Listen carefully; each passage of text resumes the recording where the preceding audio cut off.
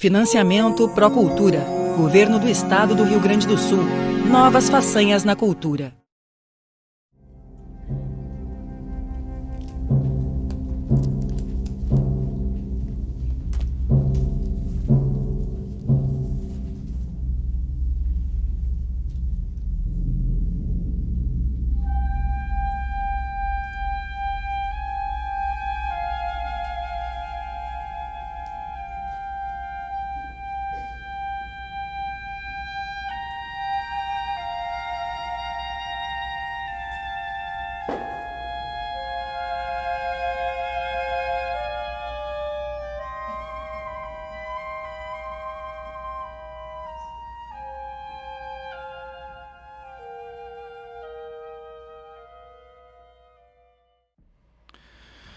Boa noite, é uma alegria estar com vocês hoje aqui no auditório dessa faculdade, Antônio Meneghetti Faculdade, no Centro Internacional de Arte e Cultura Humanista Recanto Maestro, um lugar que foi idealizado, pensado pelo seu fundador, professor Antônio Meneghetti, como sendo um centro que tem como núcleo, como foco, a formação integral do homem, formação do jovem, formação do artista, formação do líder, formação do intelectual, baseado numa cultura que retoma os antigos pensadores, retoma os conceitos clássicos, mas, sobretudo, propõe uma ideia de humanidade que projeta o homem para frente, baseado na sua inteligência, na sua beleza, na sua grandeza.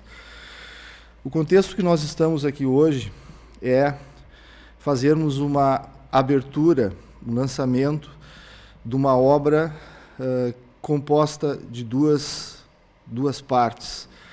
A primeira é a tradução da Divina Comédia para o português, e eu não vou dar mais detalhes da peculiaridade dessa tradução. O nosso parceiro, José Clemente Pozenato, vai apresentar hoje para vocês como é que ele se baseou para fazer essa tradução do Inferno. E a segunda obra é o lançamento de uma obra musicada pelo compositor Wagner Cunha, intitulada A Paixão de Dante segundo Wagner Cunha, que hoje a gente vai ter aqui uma amostra desse processo criativo que ainda está em processo. Essa obra vai estrear em setembro, então hoje aqui a gente está fazendo um pré-lançamento. A gente conta com esse sarau 700 anos de Dante, com o apoio do edital da Diversidade da Cultura, realizado com recursos da Lei Aldir Blanc, sob coordenação da Fundação Marco Polo, a qual nós estendemos o nosso muito obrigado pela confiança no nosso trabalho nesse projeto. Homem, arte e beleza para ser. Uma obra de arte, quando é verdadeira arte, é atemporal e universal.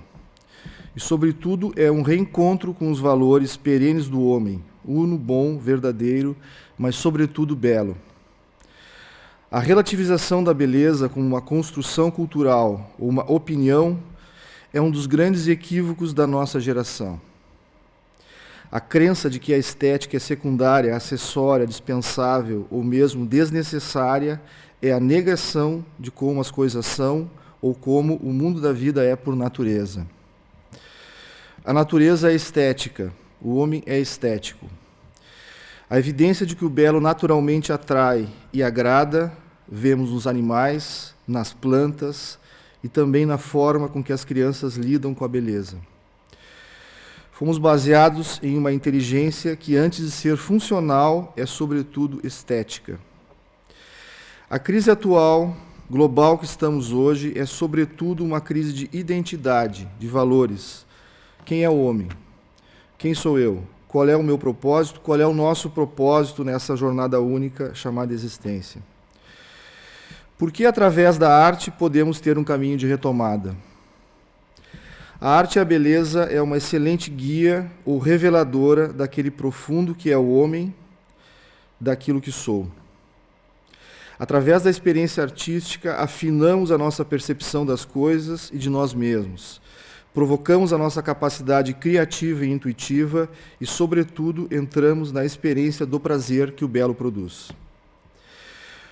O encontro com a beleza nos faz mais íntimos das coisas externas e nos reconecta à nossa identidade. Depois, começamos a entender que os elementos de proporção, harmonia, ritmo, tempo, cadência estão presentes em todos os aspectos da nossa vida, do nosso trabalho ao nosso tempo livre. Arte para ser vivida não só como produção e fruição do objeto artístico, mas como uma forma de encontrar as coisas da vida, como novidades e oportunidades únicas, como elementos, situações, problemas, relações, negócios, enfim, tudo que nos toca, elementos que devem ser orquestrados, ordenados, cadenciados, proporcionados a um único escopo, o nosso. Este é um gesto artístico. Sair de uma vida repetitiva, embotada, habituada, consumista, onde eu sou consumido, para uma vida com arte, da arte de viver à arte de ser. A arte como manifestação do belo é uma pedagogia segura para as nossas futuras gerações, afinando, sensibilizando, provocando a criança, o jovem, a esta vocação natural à beleza. Temos um bom guia para formar indivíduos autênticos, capazes de serem responsáveis protagonistas de sua existência, construtores de uma sociedade mais civil e humana.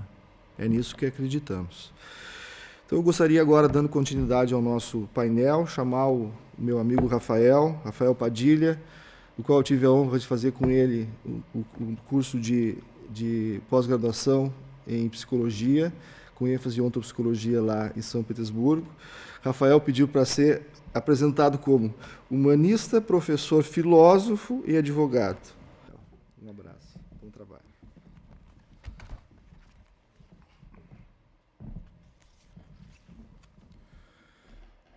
Sejam todos e todas muito bem-vindos para esse momento único e especial.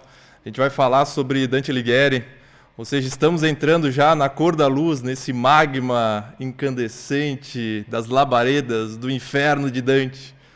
Porém, ninguém precisa se assustar, porque ninguém vai sair nem queimado, nem chamuscado daqui. Até porque Dante, quando elabora a sua poesia, ele o faz dentro de uma ordem de beleza, de racionalidade, de graça, de glória. E é nessa glória que nós vamos entrar hoje juntos. Quando Dante fala da sua Divina Comédia, ele chama il poema sacro al quale ha posto mano e cielo e terra. Ou seja, é um poema sacro que colocou de mãos dadas o céu e a terra. Ou seja, a terra, porque existe algo de muito material, de realista dentro desse poema, até porque ele dá dentro da sua poesia indicações geográficas, nome de personagens históricos, datas históricas, situações reais. E tem também a parte do céu. Existe uma originalidade de imaginação, existe o divino, existe uma profundidade ontológica única na Divina Comédia. E a Divina Comédia ela tem 3 partes: o inferno, o purgatório e o paraíso. No inferno, Dante vai retratar a parte mais baixa do ser humano, daquelas pessoas que se fizeram uma fratura com a norma de luz que deveria iluminar as suas consciências, ou seja, são pessoas que estão fora da conexão com a própria alma, ou seja, eles vivem um exílio de si próprias. Esse é o inferno, é o nível mais baixo. Depois tem um purgatório, ou seja, purgar é fazer uma limpeza. Então, ali há o momento da purificação, em que aquela água suja vai aos poucos se tornando mais limpa. Ou seja, a pessoa vive as consequências kármicas, porém com uma consciência da própria renovação. E depois do purgatório, naturalmente, a gente tem a entrada no maravilhoso paraíso. E paraíso significa estar com Deus, ou seja, a beatitude de ser com o ser. Ou seja, são 3 etapas que o próprio Dante Alighieri passa, porque ele é o escritor e, ao mesmo tempo, ele é o protagonista dentro da sua obra: inferno, purgatório e paraíso. Ou seja, é um caminho de autenticação do ser humano, né? E ele faz isso não sozinho, mas com 3 guias. No inferno e no purgatório, ele tem como guia o Virgílio, que é um grande poeta clássico romano que representa o lume da razão. Pelo lume da razão, ele passa o inferno, o purgatório e chega até o paraíso. E no paraíso, o guia dele é outro, é Beatriz, que é uma fanciulla fiorentina, é uma jovem que o Dante se apaixonou e teve um amor pela graciosidade que ela apresentava a ele e que foi muito marcante ao longo de toda a vida dele. Então, Beatriz faz com que o homem Dante vá além do conhecimento de si próprio para entrar dentro do conhecimento do divino, pelo lume da graça. E quando ele atravessa todos os céus da astronomia ptolomaica, ele chega no Empírio. E o Empírio é o céu incorpóreo, o céu imaterial da morada divina. Então, no Empírio, Dante tem a visão ôntica. E a visão ôntica ela acontece com outro guia, que é o São Bernardo.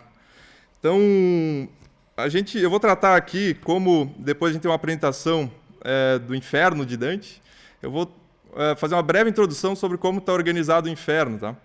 O inferno inicia com o Dante, depois que ele passa a porta do inferno, que tem até uma célebre frase no frontispício dessa porta do inferno, que diz o seguinte: Lasciate ogni speranza, voi que entrate. Ou seja, deixai toda esperança, vós que entrais dentro do inferno. Aí ele passa pelos pusilâmines, e aí começam os círculos, são 9 círculos do inferno de Dante. O primeiro círculo estão os luxuriosos, depois os gulosos. Tem o primeiro, antes dos luxuriosos, tem o limbo, que seria o primeiro círculo, né? O limbo, segundo círculo, os luxuriosos, terceiro, os gulosos. O quarto círculo, avaros e pródigos. O quinto círculo, irados e assidiosos. O sexto círculo, os hereges. O sétimo círculo, os violentos. O oitavo círculo, os enganadores. O nono círculo, os traidores. Ou seja, na sociedade que a gente vive, a gente encontra pessoas dessa tez, né? Ou seja, pessoas luxuriosas, gulosas, irascíveis, né? Traidores, enfim. Ou seja, Dante faz um relato das idiosincrasias humanas e das vicissitudes do nosso dia a dia. É muito realista, na verdade, esses caracteres humanos que ele apresenta. Porém, não escreve para denegrir o ser humano. O próprio Dante diz, né? Ele faz a sua Divina Comédia em pró del mondo que mal vive, ou seja, em benefício do mundo que vive mal. Mas para isso ele expõe todos os caracteres do ser humano, desde a sua vileza até a sua grandeza divina. Isso lembra muito aquela frase do Terêncio que diz, né, sou humano e nada que é humano me é estranho. E Dante faz isso na sua poesia. Eu vou ter a satisfação agora de apresentar a exposição que vai, na sequência, falar, que é o Posenato, que é professor de literatura brasileira, literatura portuguesa e literatura italiana na Universidade de Caxias do Sul. Iniciou a carreira literária em 1967, inicialmente na poesia. Em 1985, iniciou a carreira de ficcionista com a publicação da novela policial O Caso do Martelo, adaptada para a televisão, e do romance O Quatrilho, uma narrativa centrada na primeira geração de filhos de imigrantes italianos no sul do Brasil. O romance foi levado ao cinema por Fábio Barreto e concorreu ao Oscar de melhor filme estrangeiro em 1996. Além desse título, Posenato possui uma vasta publicação de novelas e contos de ficção. Como tradutor, foi responsável pela tradução da obra integral de O Cancioneiro, de outro monumental poeta italiano, que é o Francesco Petrarca. Integrou o Conselho do Patrimônio Histórico e Cultural de Caxias do Sul e, por 2 vezes, o Conselho Estadual de Cultura do Rio Grande do Sul. Foi também secretário de Cultura de Caxias do Sul em 2006 e coordenador do curso de mestrado em Letras na Universidade de Caxias do Sul. É membro da Academia Sul-Brasileira de Letras e da Academia Rio-Grandense de Letras. Minhas saudações a todos. É uma honra muito grande estar participando, na realidade, abrindo esse painel em comemoração ao centenário, ao 7º centenário da morte de Dante Alighieri, para revisitar a sua obra, principalmente a Divina Comédia. E é um prazer estar ao lado de colegas, leitores, especialistas, e como leitor de Dante Alighieri, acabam todos sendo apaixonados pela sua obra, como aconteceu comigo. Meu primeiro contato com a Divina Comédia de Dante Alighieri, com os primeiros versos da Divina Comédia, aconteceram com o meu primeiro professor de língua italiana, ainda no ginásio, que nos leu em aula as primeiras estrofes, né, do Canto Primeiro do Inferno. E a partir daí ele passou a fazer parte, né, das minhas referências de leitura. E mais tarde, como professor de literatura italiana na universidade, passei a ter uma convivência maior, não apenas com ele, mas com os poetas italianos do Duecento, junto com Guido Vinizelli, que é um dos criadores do Dolce Stil Nuovo, Guido Cavalcanti, Francesco Petrarca, que eu traduzi e já foi publicado há alguns anos. E, se aproximando do 7º centenário da morte de Dante Alighieri, me veio a vontade de traduzir um pouco da Divina Comédia, porque eu conheço diversas traduções, 7 ou 8 traduções, mas em todas elas eu percebo que há um tom demasiado eloquente, demasiado sofisticado, não muito fácil de ser lido, não é? E lendo Dante Alighieri, a gente tem a impressão contrária. Ele decidiu escrever em língua vulgar, como se chamava na época, a língua que não era o latim, exatamente para poder colocar o seu poema ao alcance de todos, né, mesmo daqueles que não soubessem latim. E nas traduções feitas para o português, não é respeitado esse desejo do Dante de criar uma língua fácil de ser assimilada pelo leitor, não é? E aí, então, eu comecei a elaborar mentalmente que caminho eu iria percorrer para fazer uma tradução da Divina Comédia. Por sorte, encontrei pequeno ensaio do poeta Dante Milano, que traduziu 2 a 3 Cantos do Inferno, que, com base na experiência dele, tanto de poeta como de tradutor, diz que quando se traduz um poeta, não se deve procurar uma tradução literal, mas traduzir o que o poeta quis dizer. Aí toda a minha preocupação foi de tentar descobrir o que Dante quis dizer e como ele quis dizer. E a primeira coisa que eu percebi é que a Divina Comédia é uma narrativa de caráter visual. Eu até chego a comparar que lembra um pouco um roteiro de filme, porque ele constrói o cenário, dentro do cenário ele põe personagens e põe os personagens dialogando, conversando, discutindo. E é tão visual que o Sandro Botticelli, que era um pintor do século seguinte, de Dante Alighieri, desenhou toda a Divina Comédia, pôs em desenho toda ela, porque todos os cantos da Divina Comédia têm um caráter visual muito forte. E, além do caráter visual, um caráter rítmico, né, e sonoro bem marcado. Dante adota o que se chamava de terceira rima, isto é, são tercetos rimados entre si e com versos decassílabos, e com acentuação variada dentro do verso, né? O verso decassílabo do Dante Alighieri não é sempre marcado na sexta e na 10ª sílaba, como se criou uma tradição dentro da língua portuguesa. Ele varia a posição da acentuação para deixar o verso mais maleável. Então, essa intenção do Dante também eu quis captar na tradução que eu decidi começar a fazer, não é?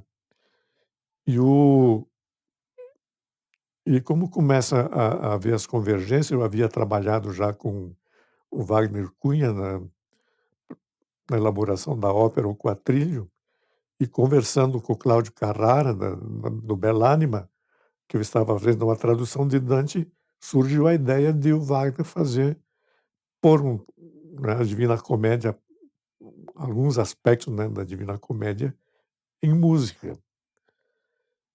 E é esse projeto que estamos levando adiante, não é?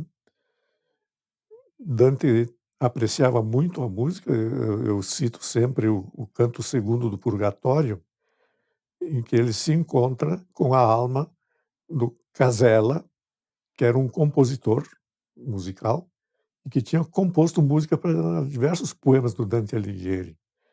E eles se encontram no Purgatório, se abraçam, cheios de saudade, e o Dante pergunta para o Casella se não é possível eles cantarem ali dentro do purgatório. E o Casella começa a cantar.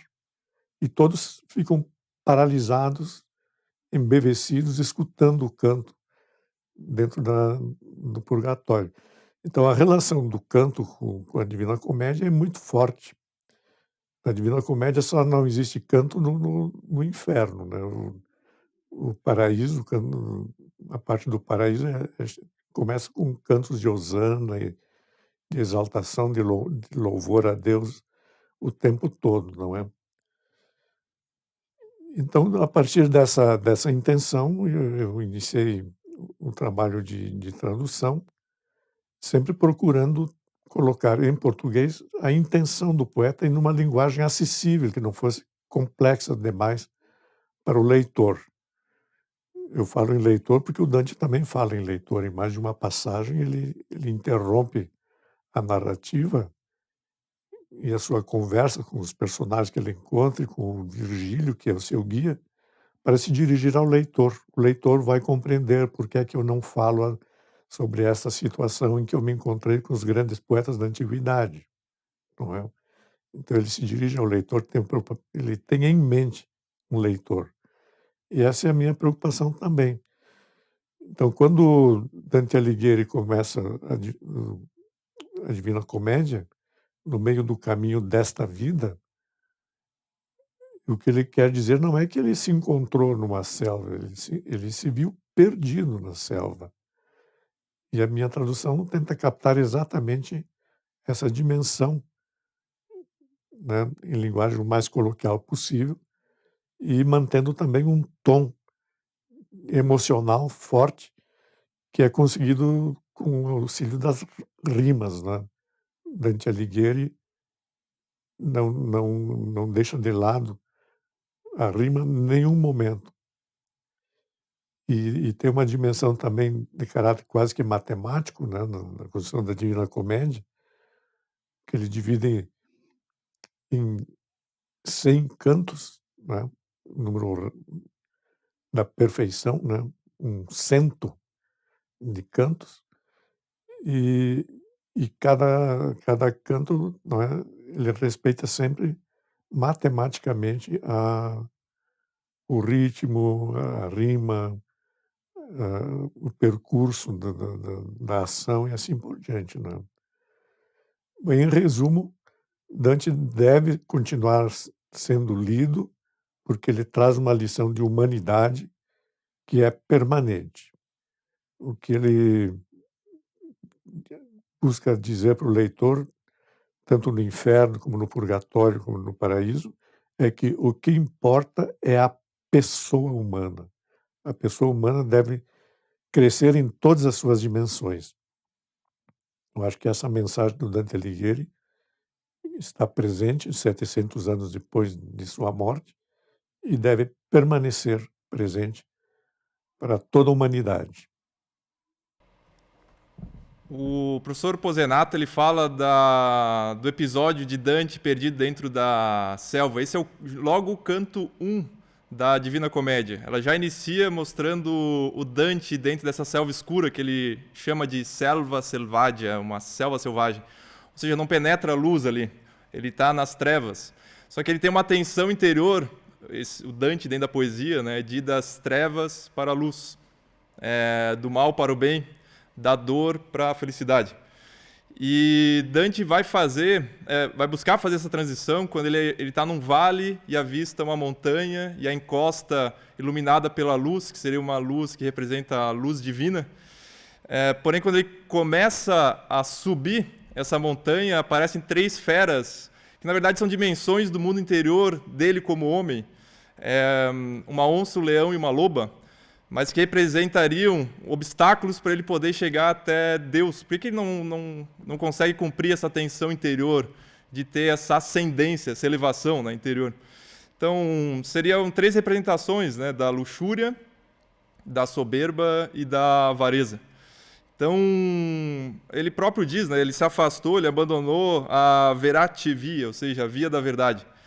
E quando ele está cercado por essas 3 feras e desolado, aparece o guia, que é o Virgílio. É ali que aparece pela primeira vez o guia. E o guia pergunta para ele por que ele não sobe a montanha. E tem as feras na frente dele, né? E ele até denomina essa montanha um diletoso monte que é princípio e cagion de tutta gioia, ou seja, um agradável monte que é princípio e razão de toda alegria. Porém, o Dante está tremendo com as veias a pulsar, né? E precisa da ajuda de um guia, que é o Virgílio, né? Que aí vai ajudar ele nessa sua peregrinação, passando do inferno, do purgatório, até deixá-lo no paraíso, no caso do Virgílio, né? Depois é muito interessante ver o significado da poesia, porque o Dante escreve em versos em decassílabos, com terceira rima, são 100 cantos, mas ele preenche todo esse esqueleto de muita alma. E se vocês procuram a origem etimológica, dentro de uma filologia ontológica da poesia, vocês veem que ela vem de poiesis do grego, que é um ato criativo. E no caso do Dante Alighieri, essa poesia, esse ato criativo, ele nos conduz a um refazer-se, a uma autogênese de como alguém que volta a respirar o ar puro da própria casa. Então, que é o caminho, né? Do inferno, purgatório, até chegar ao paraíso, né? Isso lembra muito quando vocês veem, tem um afresco de um pintor renascentista italiano, Rafael Sanzio. Ele pintou no teto da Stanza della Segnatura, nos museus do Vaticano, a poesia. Ali tem a imagem da poesia, é belíssima, essa musa, né? E ali está escrito, além da imagem da poesia, como uma mulher, está escrito Numine Afflator, em latim. Traduzindo para o português, seria inspiração divina. Ou seja, a poesia está ligada a uma inspiração divina. Não por acaso Dante pede essa inspiração para poder compor a sua própria poesia ao longo da própria Divina Comédia. Então, a forma da poesia já é algo muito auspicioso para se conquistar, através da arte, uma penetração ontológica de um significado extremamente profundo, que é aquele que Dante transmite na sua obra. De modo que a gente alcança um resultado, lendo Dante, de uma poesia que é mais melodiosa que a harpa e mais áurea que ouro. Eu vou apresentar agora o professor Armindo Trevisan, que também vai dar uma contribuição, né, a respeito da obra de Dante Alighieri. O professor Armindo Trevisan nasceu em Santa Maria em 1933, doutorou-se em filosofia pela Universidade de Friburgo, na Suíça. É professor aposentado de História da Arte e Estética na URGS, onde também ministrou aulas no curso de pós-graduação em Artes Visuais. Obteve, em 1964, o Prêmio Nacional de Poesia Gonçalves Dias, da UB. A comissão julgadora que premiou A Surpresa de Ser estava constituída por Carlos Drummond de Andrade, Manuel Bandeira e Cassiano Ricardo. O júri mais rigoroso e credenciado de organizar no Brasil, na opinião de Moisés Velhinho. Em novembro de 72, foi-lhe atribuído, entre mais de 150 obras concorrentes, o Prêmio Nacional de Brasília para a poesia inédita pelo original O Abajur de Píndaro. Publicou na sequência diversos livros de poemas e ensaios.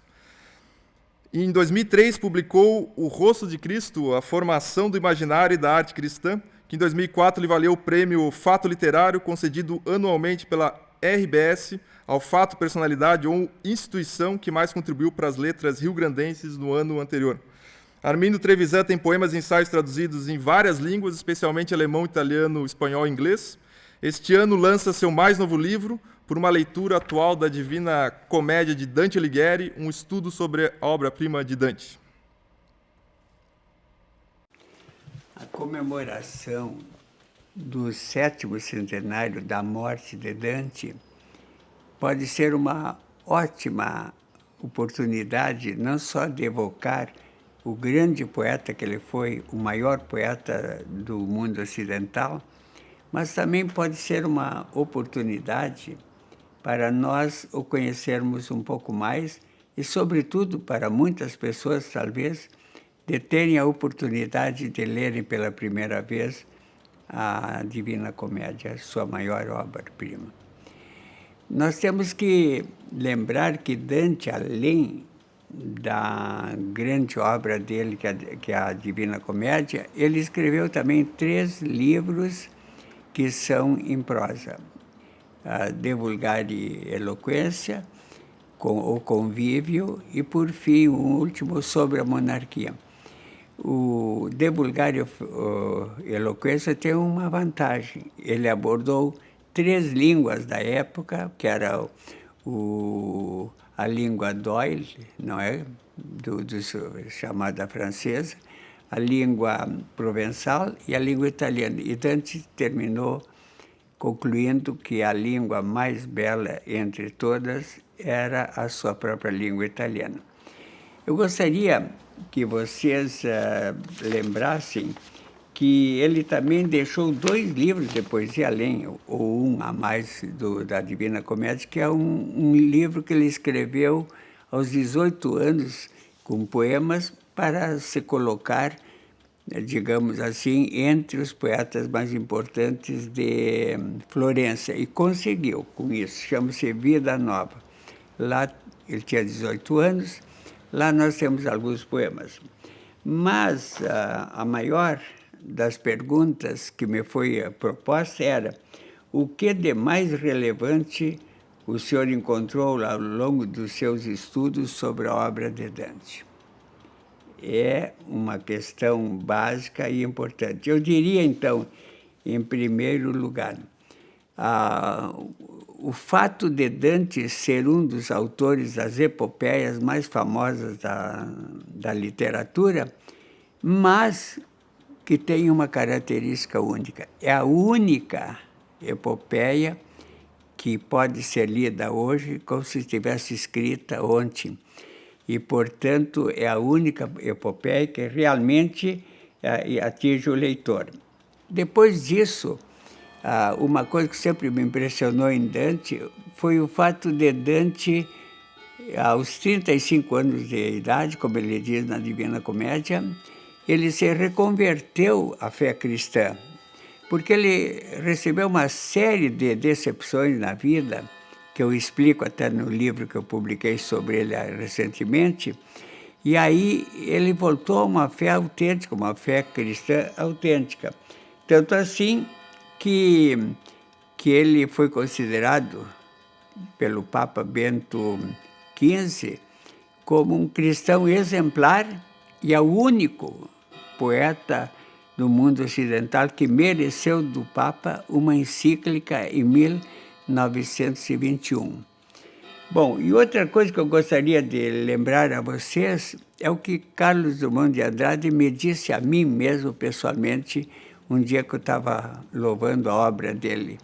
Ele disse: olha, Trevisan, eu sou um poeta de estados de ânimo, mas poeta mesmo é Dante, porque ele tem uma visão de mundo, ele tem uma Weltanschauung, quer dizer, uma visão completa do mundo. Agora, pessoalmente, eu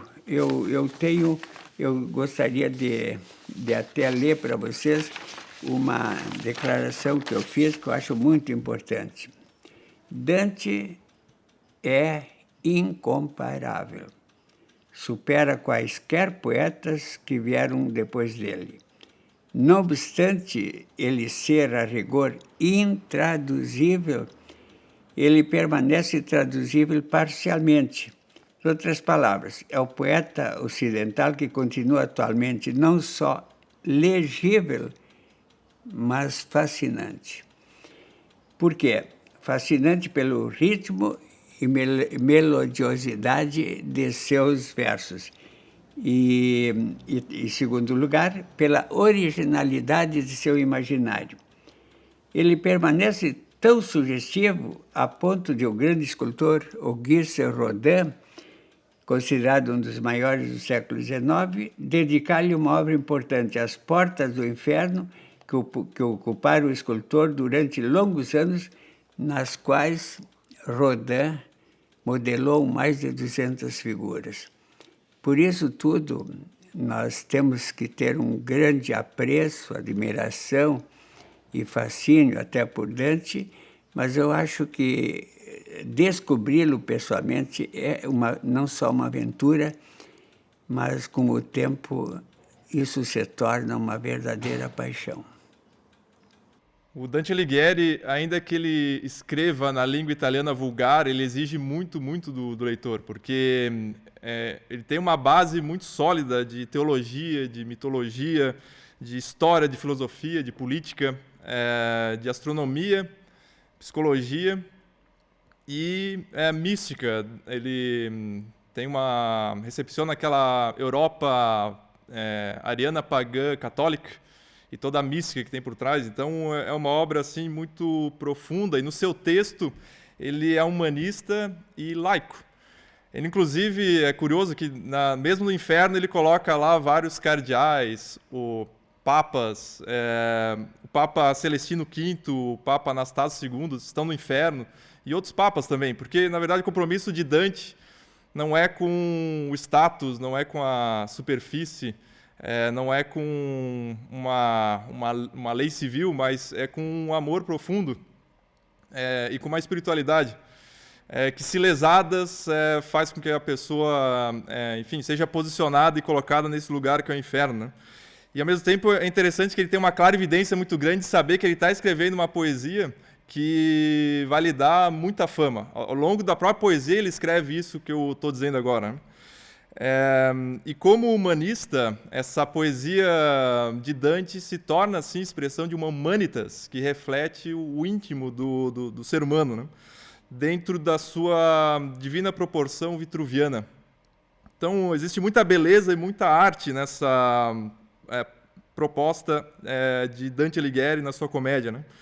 E comédia é um termo também usado pelos humanistas, não no sentido muito utilizado no mundo contemporâneo, que é fazer todo mundo dar gargalhada e ficar rindo do início até o fim. Não é isso que acontece na Divina Comédia. Vocês vão lendo e vocês vão vendo a história do homem, porque esse é o significado da comédia. Ou seja, revela, né, cada peculiaridade do indivíduo e, ao mesmo tempo, da sociedade. Então, a gente aprende muitíssimo, né, sobre o ser humano, sobre a vida humana, né? E, na verdade, Dante não deu o título da obra de Divina Comédia, ele deu o título de comédia. Foi o Boccaccio, que também é um poeta humanista italiano, quem leu a obra Comédia e disse: pô, esse livro, essa obra é magnânima demais, não pode ser só chamada de comédia, é uma divina comédia. E justamente é divina porque ela nos faz mergulhar em áulicos saberes ontológicos de alma que nos ensina como o homem se eterna. Então é uma belíssima obra-prima, né?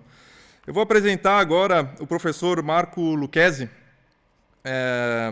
que é professor titular de Literatura Comparada, professor Ciência da Literatura na UFRJ, professor convidado da Fiocruz e membro da Academia Brasileira de Letras, graduado em História pela UFF, mestrado e doutorado em Letras pela UFRJ e pós-doutorado na Universidade de Köln, Alemanha. Tem experiência na área de letras, com ênfase em literatura comparada e atuação principalmente nos seguintes temas: poesia, filosofia, língua e literatura, literatura italiana e discurso literário.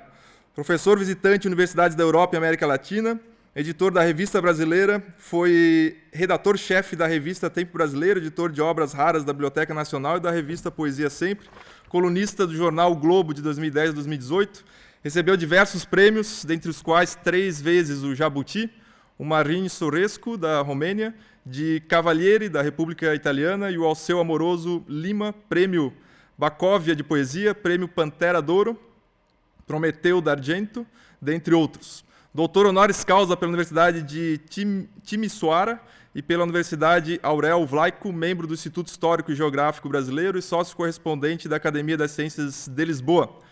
Comandante dell'Ordine della Stella da República Italiana. Suas obras foram traduzidas para mais de 10 idiomas. Atualmente é presidente da Academia Brasileira de Letras. Olá a todos, o meu abraço cordial.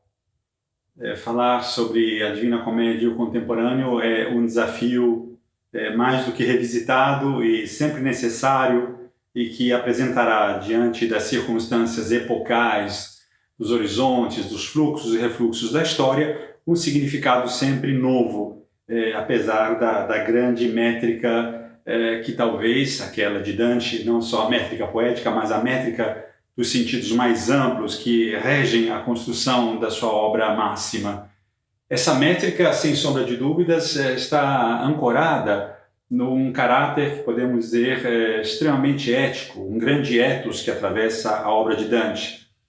Claro que essa relação de ética e de estética ela é sempre extremamente complexa e variada, nos seus pressupostos, nas suas fundamentações, mas também nas obras que temos diante de nossos próprios olhos. Na Divina Comédia, a questão ética ela se reveste de múltiplas características e até mesmo contraditórias, genialmente contraditórias, né? A Divina Comédia é escrita como vingança, uma vingança literária, ao mesmo tempo uma Divina Comédia atravessada por inúmeros requerimentos políticos, teológicos, poéticos ao mesmo tempo, mas sempre nessa razão muito interessada e interessante, onde não se pode distinguir com absoluta clareza, porque isso nem sequer interessava a Dante, onde começa a política, onde começa a cultura, onde termina e começa a poesia, onde está a metafísica, onde está... Tudo isso entra num verdadeiro arcabouço, uma paixão de totalidade que move a Divina Comédia. E talvez aquilo que nós pudéssemos realmente imaginar hoje, não é? Quais seriam as leituras de Dante a partir, digamos, daquela tentativa estranha, mas também interessantíssima de Giovanni Papini, com seu Juízo Universal, em que ele, Papini, dialogando com Dante à sua maneira, faz uma comédia por quadros, quase que dramaturgicamente, num certo sentido, teatral, em que cada uma das almas, no post-mortem, se dirige e explica a sua relação. Hoje é difícil encontrar uma espécie de inquilinato, uma lei do inquilinato que coloque os vivos já no além estrutural, e é dessa metáfora que eu estou a fazer referência. É difícil, embora na própria Divina Comédia, por exemplo, para evocar alguns de seus inimigos, Dante já os dizia presos no inferno, porque a mente já estava completamente tomada pelo mal e o corpo andava pela terra, mas a mente já estava quase que como um botim do demônio, né, pertencente ao além. A Divina Comédia ajuda a formar uma pleiade importante de poetas que depois foram considerados poetas civis, que é o caso, vamos dizer assim, aquele que mais reivindicou, o próprio Pier Paolo Pasolini, e outros muitos poetas no mundo inteiro e no Brasil, que reivindicam valores essenciais e, ao mesmo tempo, a meta, ou pelo menos o objetivo específico, a razão pela qual a poesia é capaz de dialogar, como fez, por exemplo, Mayakovsky, entre a política, a revolução e a poética, sem ceder a nenhuma delas, ou seja, mantendo apenas a altíssima dimensão poética, o que é bastante complexo e bastante raro de alcançar essa altitude, também ela de Mayakovsky, como, obviamente, o grande modelo dantesco, em que todas essas questões entravam para a vitória da poesia e não para a sua possível derrota e nem tampouco sequestro. Não, ao contrário, o que está em Dante, precisamos lembrar, um valor humanista fundamental é o lugar da poesia, o seu único lugar, a sua absoluta, para usar um termo da física contemporânea e da matemática, a sua absoluta singularidade, o singular da poesia e o singular da Divina Comédia. Vemos que hoje talvez a Divina Comédia seria um grande exercício, não só aquele exercício punitivo, quando tantas vezes se diz o que é a justiça, para onde vai a justiça, que a justiça não deve ser um instrumento de vingança, por exemplo. E, no entanto, em Dante, essa noção dessa justiça mais intensa e primitiva, que era apenas está presente, apenas mitigada pelo grande valor metafórico, pela força das imagens que comparecem, e mesmo na vingança, e mesmo nas partes mais duras em que o pecado era combatido e, assim, modelarmente destroçado, gota a gota, uma espécie de degustação da justiça, nós podemos pensar, obviamente, hoje no lugar da justiça e quantas vezes a tentação de realizá-la sem aquele grande pressuposto que vai de Cesare Beccaria, por exemplo, até o próprio Hegel, entre Temis e Dick, não é? Até que ponto, não é? Já não podemos mais realizar a justiça e as instâncias superiores dessa mesma justiça se realizam, como lembrava Mayakovsky, estudando Dante e tantos outros, né? A Justiça em Dante, o próprio Kerstin também dedicou muitas páginas a Radbruch, em outro sentido, só para citar alguns nomes, né? E viam justamente essa reflexão de como e quanto a justiça na Divina Comédia, a justiça divina, no entanto, sancionada, praticada e com a dosimetria que o próprio Dante desejou realizar. E uma gramática que é embasada numa perspectiva divina, mas obviamente dantesca. Eu penso justamente num poeta que escreveu em língua persa, Mohammed Iqbal, que era do Paquistão, que dialoga com Dante. Ele também faz, o Iqbal, uma viagem ao além, que é tipicamente ligado ao mundo árabe, né? Desde o Alcorão, naturalmente, mas principalmente século IX, século X, em que as viagens ao além, o Mi'raj, a escada, né? A visão de Maomé, começa a se realizar entre vários poetas, místicos, né?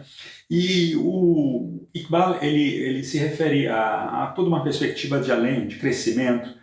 E nós vemos, quando comparamos Iqbal, vemos, por exemplo, Nietzsche no céu, vemos pessoas que a princípio não deveriam estar no céu, assim também como Dante, porque aí fica mais claro também, coloca algumas figuras que jamais poderiam estar no céu, justamente pela própria estrutura que rege a Divina Comédia, mas é uma estrutura auto-rebelde, é uma estrutura que, quando interessa, quebra a sua própria lógica, porque se trata de uma lógica poética e não de uma cerrada extrema, complexa, lógica mais fechada, né, e inamovível. Não, Dante é a flutuação poética por excelência, daí que vem a sua genialidade também, dessas centelhas, dessas fricções, em que ele desobedece a si próprio, quando ele desmaia, por exemplo, diante do quadro de Paulo e Francesca, em que o teólogo é implacável, mas o poeta sofre de ver tanto amor e tanto sofrimento daquela forma condensado.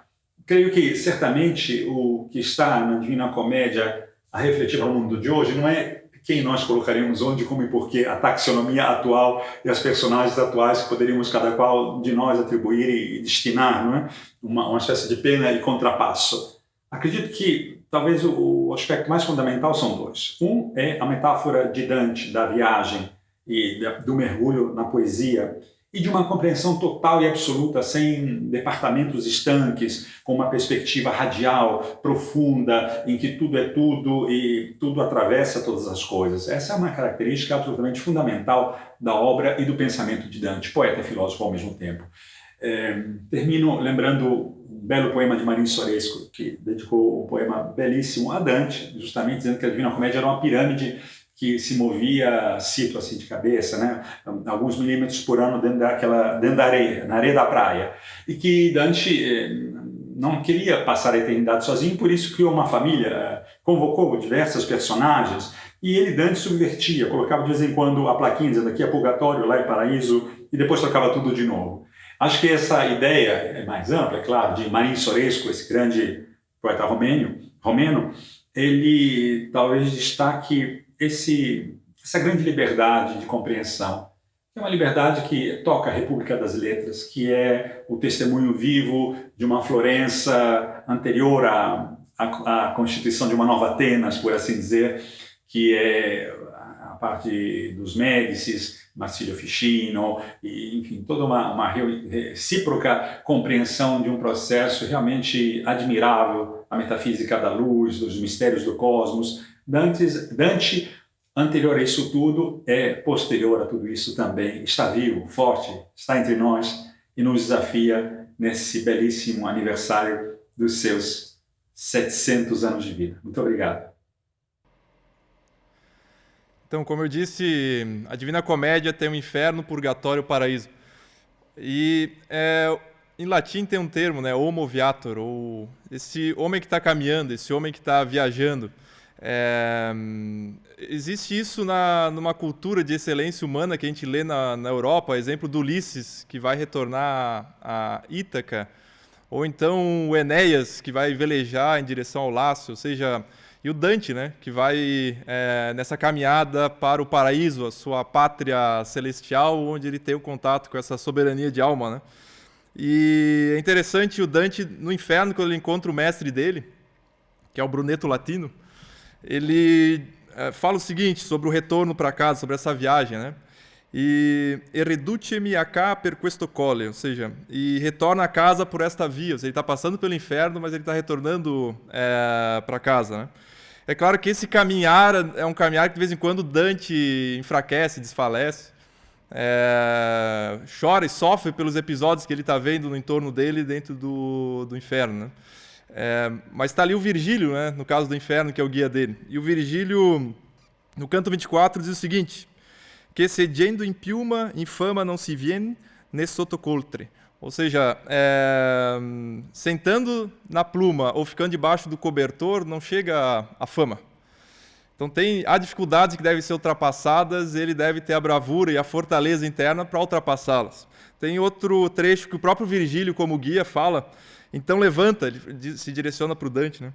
Então levanta, vence a dificuldade de respirar com o ânimo de quem vence toda a batalha. E com esse ânimo de quem vence toda a batalha, o Dante segue essa caminhada, que é a caminhada do transhumanar, ou seja, transformar-se do homem e a partir daí ter o acesso a uma dimensão divina, que vai acontecer no paraíso apenas, né? E isso é um movimento de palingênese da alma, ou seja, da renovação de si mesmo. Ou seja, tem a semeadura, tem a germinação, tem a colheita, tem a renovação, e assim o homem vai se transformando e se engrandecendo. Isso a gente vê nessa metáfora do homem que caminha. Eu vou apresentar agora a doutora Elisabetta Tonello, doutora em literatura italiana e dantóloga. Estudou nas universidades de Pádua e Ferrara e é pesquisadora de literatura italiana na Universidade e campus da Freie Universität Berlim. Em 2013, obteve o doutoramento em Ferrara com uma tese sobre a filologia de Dante. Seus estudos tratam principalmente da história da tradição do texto de A Divina Comédia e da classificação dos mais de 600 manuscritos sobreviventes. Entre suas publicações está a monografia sobre a tradição toscana florentina da comédia de Dante. Ao longo de sua trajetória, Elisabetta também pesquisou sobre a obra de Boccaccio, Monteverdi e Gozzano, além de ter publicado recentemente uma monografia sobre malabarismo medieval. Publicou 2 livros, 4 monografias e mais de 17 artigos com registros de suas pesquisas. Atualmente trabalha coletando testemunhos sobre a comédia, pesquisando os problemas da prática equidótica ligados à tradição do texto e estudando os manuscritos de Dante preservados em Berlim e em outras bibliotecas, que é a Staatsbibliothek, e em outras bibliotecas alemãs. Buongiorno a tutti. Sono molto felice di essere qui collegata con il pubblico brasiliano per questo meraviglioso progetto del Segno di Dante, che si dimostra essere ancora una volta davvero in grado di unire tutti i popoli e tutte le forme artistiche. Vi ringrazio per questo prezioso invito che mi permette di partecipare a questa bella celebrazione del centenario dantesco. Mi occupo da oltre 10 anni dell'edizione critica della Commedia di Dante, in un'equipe di ricerca che fa capo all'Università di Ferrara. La Commedia di Dante è uno dei capolavori della letteratura mondiale e il capolavoro assoluto della letteratura italiana. Cosa la rende un capolavoro? Senz'altro lo stile di altissimo livello, ma anche l'attualità dei contenuti. L'opera di Dante è la summa del pensiero cristiano medievale, offre al lettore uno spaccato di morale e di etica, toccando i drammi dei dannati, le pene purgatoriali e le glorie celesti. La freschezza delle rappresentazioni dei vizi e delle virtù umane, dei comportamenti sociali e delle emozioni più naturali sono il fondamento della nostra cultura occidentale. Il viaggio attraverso i 3 regni ultramondani offre a Dante l'occasione per liberare la fantasia e immaginare un mondo fantastico. La sua visione ha affascinato generazioni di artisti. Il cinema, le arti grafiche e plastiche, il teatro, la danza, la musica, l'architettura e moltissima letteratura sono ispirate alla Commedia di Dante. È un'opera nota e citata da molti autori in tutto il mondo e in Italia è addirittura oggetto di culto. Molti dei suoi versi sono divenuti proverbi ed espressioni colloquiali, senza infamia e senza lode, far tremare le vene ai polsi, il fiero pasto, Galeotto fu il libro, le dolenti note. L'opera di Dante ebbe successo immediato, forse già prima della morte, sicuramente subito dopo, e iniziò a diffondersi presso vari strati sociali, dalle fasce più basse della popolazione a quelle più colte e potenti.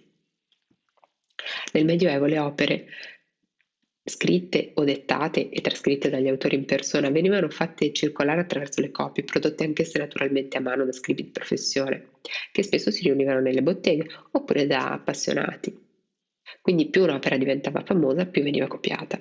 Considerate che di solito di un'opera medievale giungono fino ai giorni nostri qualche decina di copie manoscritte, che costituiscono con termine tecnico la tradizione di quell'opera. Ebbene, di Dante abbiamo 800 testimonianze manoscritte circa. È la tradizione più ricca in area romanza dopo la Bibbia. Questi manoscritti, che appartengono a un arco temporale che va dai primi decenni del 1300 fino al 1500 circa, sono sparsi in biblioteche di tutto il mondo, da Firenze a Cape Town in Sudafrica, a Bombay in India, fino a New York in America, a Sydney in Australia. La cosa ancora più sorprendente è che si calcola che questi manoscritti rappresentano appena il 10% circa della tradizione realmente esistita. In altre parole, significa che circolavano 7200 manoscritti della Commedia di Dante, che poi in gran parte sono andati distrutti, dispersi, bruciati, come spesso accade con materiale così deperibile come la pergamena e la carta. Ma non vi ho ancora detto la cosa più interessante. Nella commedia non abbiamo, come spesso succede per i testi medievali in realtà, un autografo di Dante. Anzi, a dirla tutta non abbiamo neppure una firma autografa di Dante. In compenso la commedia l'hanno copiata, oltre a moltissimi copisti, grandi autori, come Boccaccio che l'ha copiata almeno 3 volte. Abbiamo infatti 3 manoscritti della commedia di mano di Boccaccio, e sono tutti e 3 leggermente diversi nel testo gli uni dagli altri. Perché vedete, nel Medioevo non esiste il concetto di copyright. Se un copista leggendo un testo ritiene di aver individuato un errore, lo corregge secondo le proprie conoscenze, secondo il proprio sistema culturale. E poi soprattutto ogni volta che si copia un testo si fanno errori di distrazione, di banalizzazione, di cattiva comprensione, e così il testo si corrompe via via di copia in copia, fino a diventare pieno zeppo di errori. E senza un testo autografo non possiamo sapere quale fosse la versione corretta, o meglio l'ultima volontà dell'autore. Cosa si può fare per rimediare a questi errori, per capire cosa è corretto, cosa no, o meglio per capire che cosa voleva scrivere davvero Dante? La critica testuale si occupa di questo. Fa un censimento di tutti i manoscritti sparsi nelle biblioteche di tutto il mondo, si confrontano le copie le une con le altre e si cerca di tracciare un albero genealogico dei rapporti fra di essi, basandosi proprio sugli errori in comune. Non avremo mai la certezza di cosa avesse scritto davvero Dante, ma potremmo costruire un testo, verso per verso, parola per parola, basandoci su quello che troviamo scritto nei manoscritti appartenenti ai rami più alti, più vicini alla sommità dell'albero e dunque meno corrotti. È quello che abbiamo fatto in questi oltre 10 anni. Abbiamo confrontato i testimoni, li abbiamo messi in relazione, ne abbiamo scelti una ventina, prodotti nella zona in cui Dante è morto in esilio, dove dunque avrà lasciato il suo testo, ossia il nord Italia, Ravenna, e abbiamo valutato quali fossero le lezioni migliori e ricostruito così il testo. E tra qualche mese uscirà l'edizione dell'Inferno. Lavorare con i manoscritti offre un punto di vista unico e insolito. È possibile dar voce ai contemporanei di Dante alle generazioni di lettori colte e semicolte delle epoche subito successive, di cui si sa poco o nulla. Sono quegli uomini qualunque che rispondono al testo di Dante, che si emozionano, che ne traggono insegnamenti e lasciano tracce della loro reazione nei margini dei manoscritti, attraverso note, disegni, commenti. Ad esempio, non esiste quasi un manoscritto che non sia annotato in corrispondenza dell'episodio di Paolo e Francesca. Gli esiti di questa ricerca sono molteplici, multiformi. Possibile indagare la cultura delle classi subalterne, creare un canone di passi e personaggi famosi, misurare il lascito artistico della commedia, ma soprattutto è possibile toccare con mano il modo in cui la commedia di Dante arriva ai lettori, di tutti i generi, di tutte le epoche, di tutte le estrazioni sociali, di come riesce a suscitare tante reazioni così vivaci che fanno riflettere, indignare, commuovere, ma pur sempre partecipare a questo capolavoro della letteratura, dell'arte mondiale. Vi ringrazio per l'attenzione. Dentro da Divina Comédia, a liberdade é um valor central, a liberdade de escolher. Pela liberdade de escolher, ou pelas próprias escolhas, há tanto o supremo risco quanto a suprema glória. E a gente vai vendo ali as escolhas humanas, né, dentro dessa Divina Comédia, né? O próprio Dante escreveu que é o homem que, por mérito ou demérito, através da liberdade de arbítrio, obtém o prêmio ou a pena eterna. Tem um filósofo chamado Boécio, que ele escreve o seguinte no livro A Consolação da Filosofia. Ó felice genere umano, se i vostri animi fossero governati da quell'amore che governa il cielo. Ou seja, feliz o gênero humano se os vossos ânimos, as vossas escolhas, fossem governadas por aquele mesmo amor que governa o céu. É justamente isso que o Dante vai mostrar. Escolhas governadas por um amor divino. E, inclusive, o último verso do poema, no Paraíso, portanto, eu estou falando da última parte da obra agora, que é o Paraíso, Dante escreve o seguinte, que é como termina, né? L'amor che move il sole e l'altre stelle, ou seja, o amor que move o sol e outras estrelas. Sentir esse calor do amor divino que quer acender a si mesmo dentro do homem e um ardor ontológico de conúbio com a alma. Ou seja, isso é carinhoso, né? Então, Deus no paraíso, no momento em que Dante tem a visão ôntica dentro do paraíso, que daí quando ele está com outro guia, já não mais o Virgílio, que é o seu guia, senhor e mestre, mas ele vai daí com São Bernardo, né? Ele retrata Deus como uma luz que é em si, consigo, para si, que somente em si reside, entende a si, entendendo a si ama e busca somente a si. E, portanto, o que está fora de Deus é o não ser. E, portanto, no paraíso existe esse estupor de Dante na visão ôntica, né? E não por acaso outros autores, se vocês forem pesquisar na filosofia, por exemplo, Parmênides escreve em forma de poesia, assim como Lao Tse em forma de poesia, Dante em forma de poesia, né? E para concluir essa parte aqui de Dante citando e concluir aqui falando de um trecho do Inferno, existe uma passagem, já que eu estava falando de escolhas, existe uma passagem que Dante coloca na boca de Ulisses no canto 26 do Inferno. Ele diz o seguinte: considerate la vostra semenza, fate non foste a viver come bruti, ma perseguir virtute e conoscenza. Essa é um ensinamento de pedagogia, de alma, lindíssimo, né? Ou seja, nos ensinando para a gente nos recordar da nossa ascendência, né? Que não fomos feitos para viver como brutos, mas para seguir virtude e sabedoria. Então, para concluir, antes a gente está aqui num espaço que é um Centro Internacional de Arte e Cultura Humanista. Vindo para cá, a gente tem um monumento onde tem uma reprodução da Madonna della Seggiola, que é de uma obra do Rafael Sanzio, e embaixo está escrito, nesse monumento, antes de chegar aqui no auditório, está escrito Salve Vergine Madre, Filha del tuo Filho. Bem, isso está escrito na Divina Comédia de Dante Alighieri. Isso também está aqui nesse local onde nós estamos. Que justamente Salve Vergine Madre é uma mensagem do matriarcado do Espírito, né? Filha del tuo Filho é uma mensagem do patriarcado do Espírito.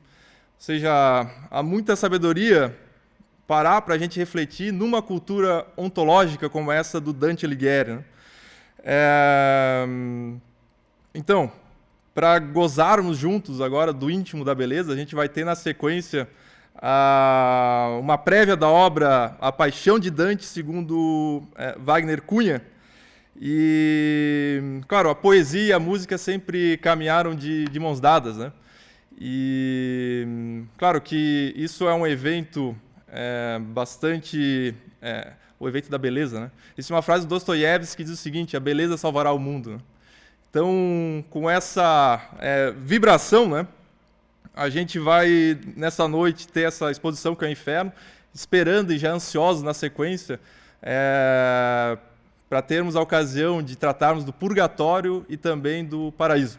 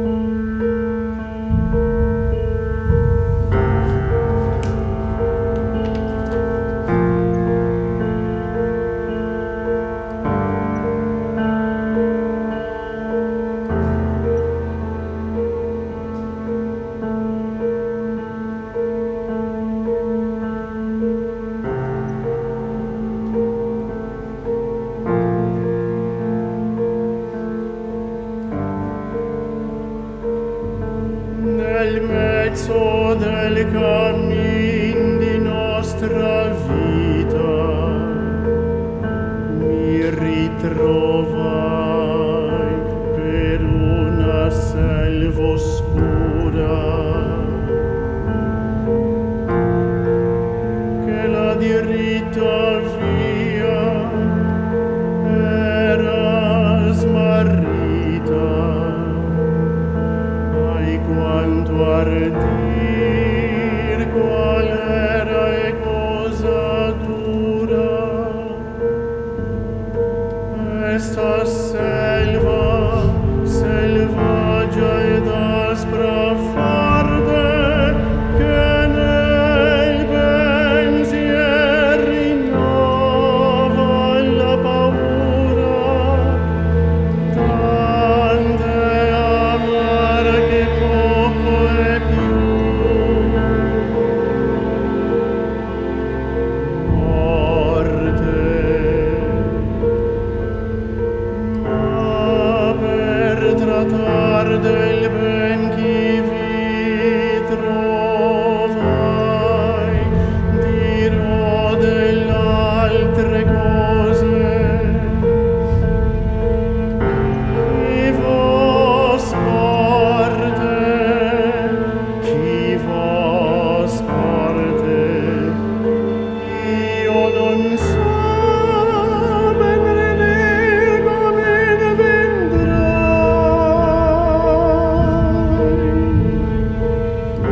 Tant'era pien di solo a quel punto che la verace via abbandonai.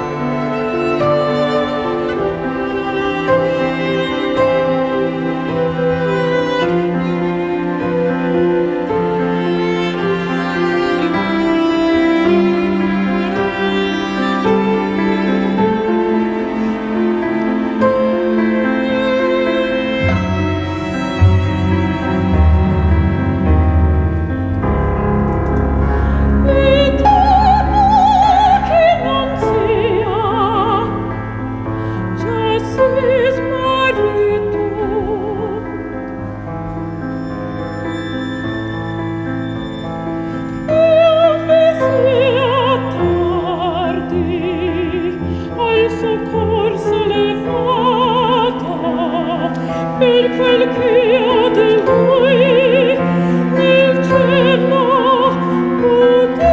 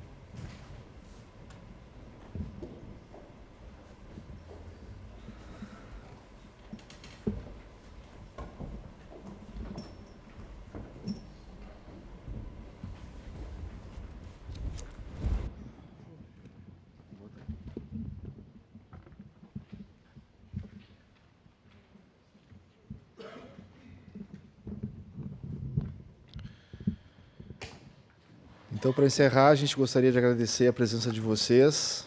Para nós foi uma jornada de abertura muito promissora, muito prazerosa. Agradecer os nossos membros da Orquestra Jovem, numa formação reduzida, nosso parceiro Wagner Cunha, maestro Antônio Borges Cunha. Esse é um projeto que a gente começou em 2015 e a gente está vendo já os frutos hoje, a gurizada já crescendo, criando espinha, né? Mas, sobretudo, entregando esse resultado artístico. Então, muito obrigado pelo trabalho de vocês. Tá?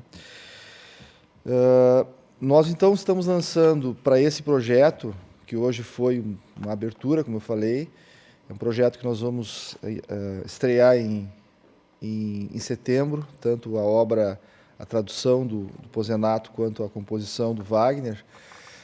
A gente está lançando, então, uma campanha de investimento direto, né, que vocês vão estar vendo no QR Code ao lado da TV de vocês. Então, qualquer doação para esse projeto é bem-vinda. E eu já aproveito a fazer uma reflexão, né, o que nos leva a investir na cultura, né? Um pouco da gente ter uma satisfação interna de saber que a gente está plantando uma realidade para a nossa geração atual e para as nossas futuras gerações.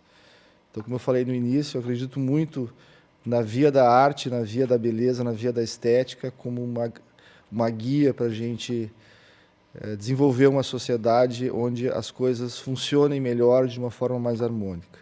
Então, fica o nosso convite para vocês investirem nesse projeto.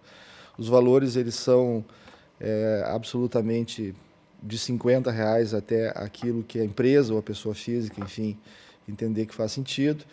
E já agradecer em primeira mão os nossos parceiros que estão investindo nesse projeto, a Fundação Antônio Meneghetti, o Instituto Italiano de Cultura de São Paulo e a Câmara Italiana de Comércio e o Consulado Italiano.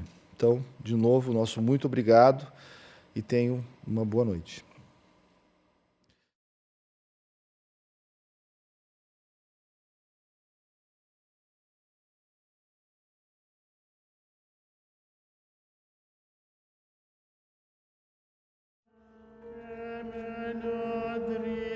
Ritual